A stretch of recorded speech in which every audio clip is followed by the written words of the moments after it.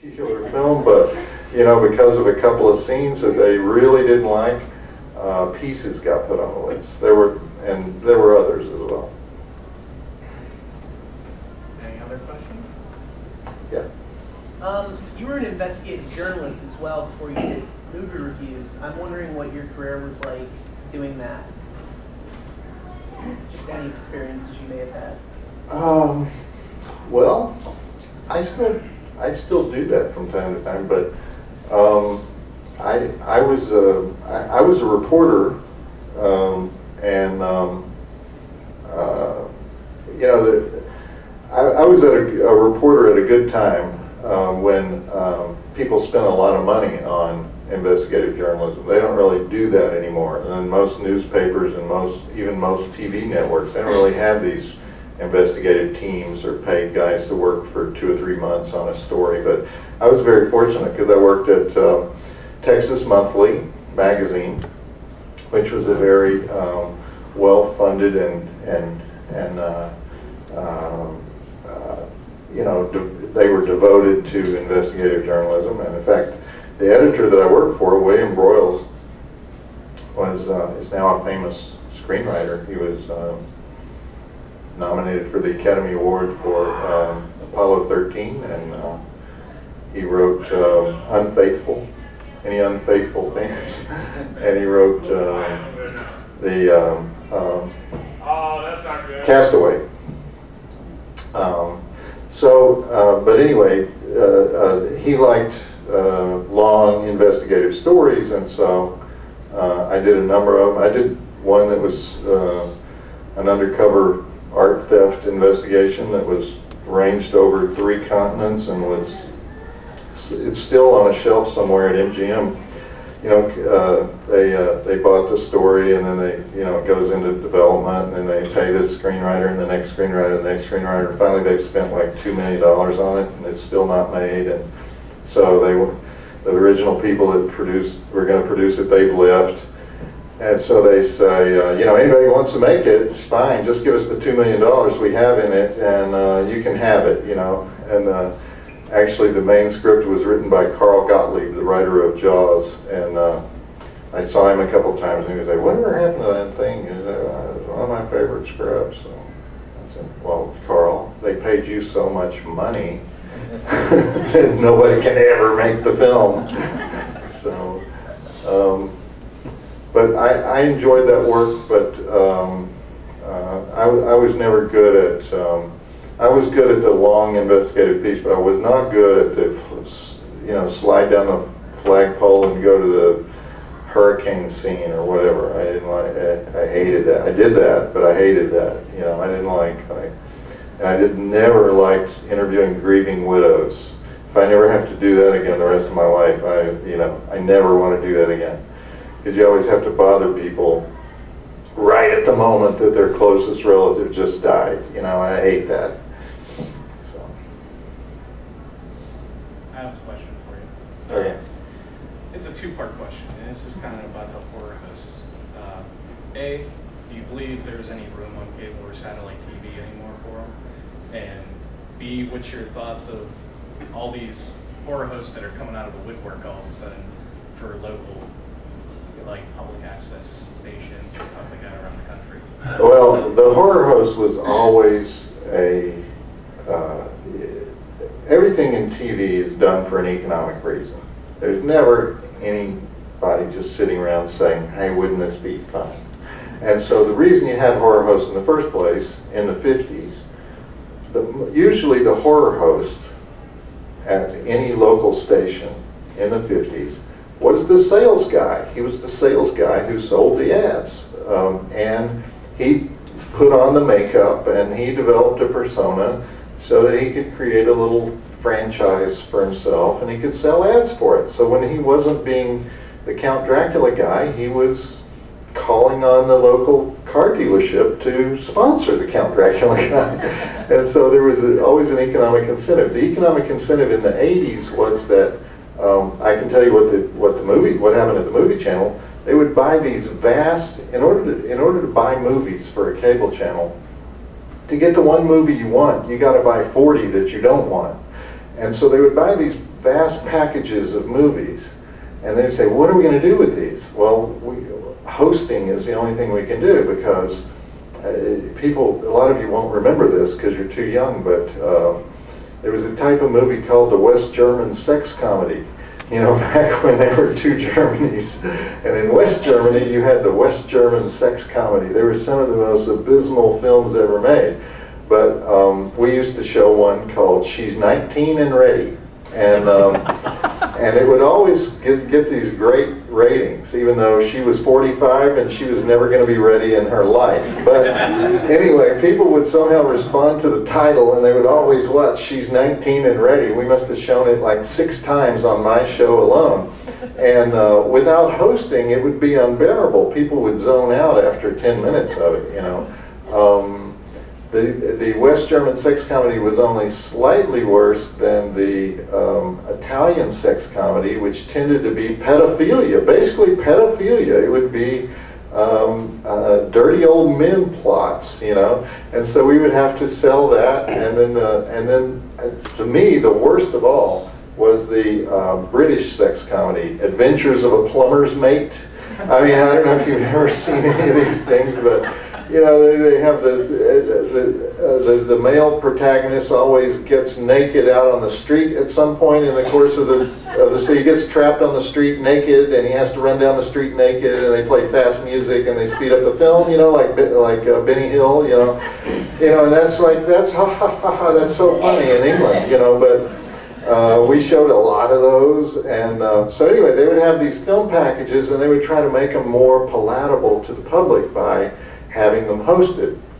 And so that was my job, to take all the horror films. And you have to remember, it was a different era when there was horror films were kind of disreputable. They weren't even reviewed. When I started reviewing them, I was one of the first people ever to review horror films in mainstream publications. So there was me, Bill Landis was a guy who did a fanzine called Sleazoid Express, and he would go to all the Times Square theaters and review the films that played there. But basically, I was the only guy who reviewed the films, and in fact, there were mainstream film critics who said they should not be reviewed and who criticized me for that. Janet Maslin at the New York Times thought that it was terrible that I was reviewing some of these films, much less celebrating them. And we were supposed to have a face-off one night on Nightline, and she didn't show up, you know. So we never had the face-off. But I was constantly attacked. I was attacked by this guy Donald Wildman of Citizens for Decency, Tupelo, Mississippi. It's now called the American Family Association. He maintained that the movies I reviewed actually caused crime, that it caused people to, you know, sort of the same thing that was later made, the same argument later made about rap music, that you watch the movies and it causes you to go off the deep end and kill your sister, you know. Now, I was on a couple of panels with Donnie, as I call him, and I said, Donnie, I said, you know what, if your theory is correct, then I've seen 40,000 of these things. Hook me up to any machine you want to hook me up to, you know, study my brain waves, and if I commit any felony, you know, then I will concede your point. Now, he was sort of like poo-pooing that like I was making fun of him, but I said, you know, it's like, whenever anyone makes that remark, they're saying, well, I'm not talking about us. I'm not talking about you and me. I'm talking about them. You know, I'm talking about the unbalanced ones. And I said, well, exactly. They're unbalanced. You know, it's not the movie. It's the person watching the movie. You know, so I never bought this argument about the cause and effect between, you know, the popular culture artifact and what you do with it. You know, so. But that was a common thing. That was a common kind of protest that I would get. And I constantly got protests from women's organizations. I constantly got protests from the Baptist Church. I constantly got protests from the Catholic Church, which I sort of started myself because there was a double feature. There was a famous drive-in double feature called I Drink Your Blood and I Eat Your Skin. Yeah. And I started calling it that great Roman Catholic double feature, I Drink Your Blood and I Eat Your Skin. And the Roman Catholic organization in Milwaukee. I forget the name of it, but it says, you know, they specifically go out looking for Roman Catholic slurs, and then they defend Catholicism. Put me on a list, and once I was on that list, you know, it was a constant with the Catholics. So it was the Catholics, the Baptists, the National Organization for Women picketed me, sent postcards. You know, they had this anti-female violence thing, and the reason I had so much trouble fighting back is that, well, I should preface this by saying, let me say one thing first. My theory of satire is it's a machine gun on a swivel, and you hit this target and this target and this target totally at random. You just hit targets, and then 1 in 20 will scream. So you hit them 20 more times. That's how satire works. You know, you identify the sacred cow, and then you destroy the sacred cow. And so that's what I was doing, but I would have no defense when I would get attacked by an organization. For example, one of the organizations was the Mothers Against Drunk Drivers, for my views on alcohol. And so, you know, they screamed, they attacked, so I hit them 20 more times. I created this organization called Drunks Against Mad Mothers, DAM, and had these very, very public and bitter debates with Candace Leitner, the founder of Mothers Against Drunk Drivers, who I thought was a lunatic, by the way. And I remember one year when I tried to get her to co-sponsor the pub crawl bus with me, because and I even said, you don't even have to put up any money. You just have to put the name Mothers Against Drunk Drivers on the side of the pub crawl bus, because they maintained that they were not anti-alcohol, they were anti-driving under the influence of alcohol. And I said, you are not. You are anti-alcohol, and I'll prove it. I know you won't put your name on the side of the pub crawl bus, and I was proven to be correct. They would not put their name on the pub crawl bus. I said, this is saving lives, right? And so, anyway, so my point was, there was no term politically correct. It had not been invented yet. Therefore, I was just a jerk. You know, because I couldn't say, well, that's nice that you're making me politically correct, because the term politically correct didn't enter the mainstream until 1991. There was a New York Magazine article titled, "Are You Politically Correct?" And people started using it for the first time. But all the previous 10 years when I was having these battles, I didn't have that defense. You know, I wasn't able to say, well, that's politically correct of you. I had no defense. I just had to like take it, you know. And so anyway, that's like a long-winded version of what you asked me. I told you to just mention one word and I'll talk. Anybody else? Questions? I got one. Okay. I got another one. Because I gotta ask this. Over the years of doing Movie Channel and Monster Vision, you're always holding supposedly a beer in your hand. Was there actually beer in that every time? It depended on what time of day it was. Because we would sometimes shoot those things at 9 in the morning, and I was not a good morning person.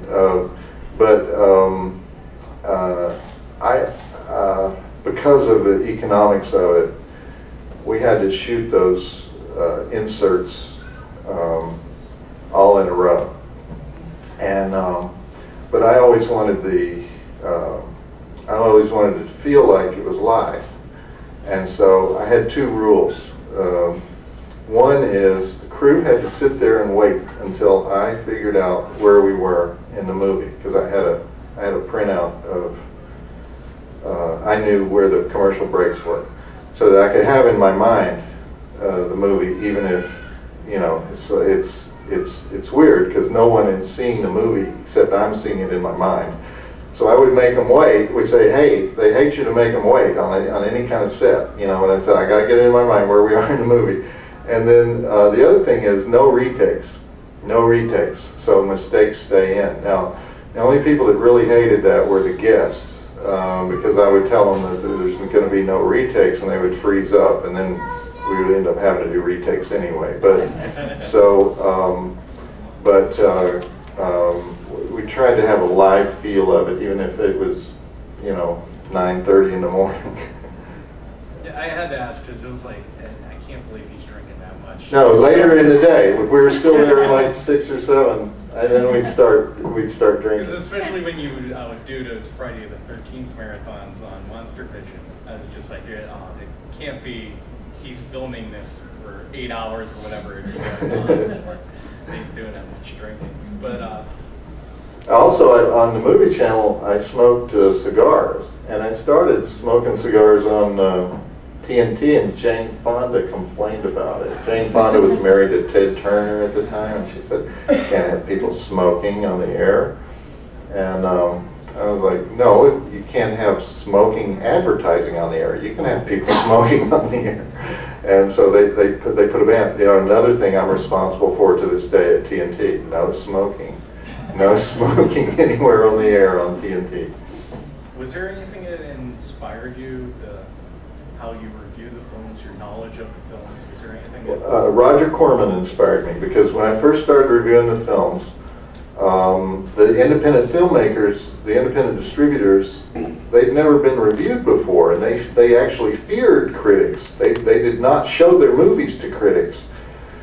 And so the first guy to embrace what I was doing was Roger Corman. And so I had several conversations with him where I would say, "Roger, tell me, what are the elements you like to see in this type of film, this type of film, this type of film?" And he loves to talk about that. He would say, "Well, I generally tell my young directors that I want to see at least one motor vehicle sequence within the first 10 minutes, and then usually we have another one, but it can be anywhere in the second third of the movie. I always insist that we have breast nudity.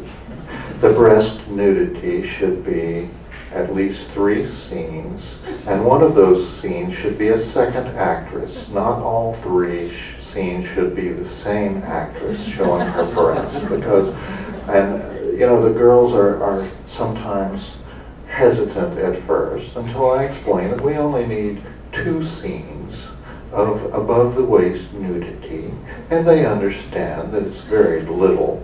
And strangely enough, it delivers a lot of value in the international marketplace. And so, anyway, he would have this way of talking about the elements of an exploitation movie. And by the way, he never liked them to be called B movies, because I would say, "Roger, you know, they call you the king of the Bs," and he says, "Yes, I've heard that, and I don't really care for that term."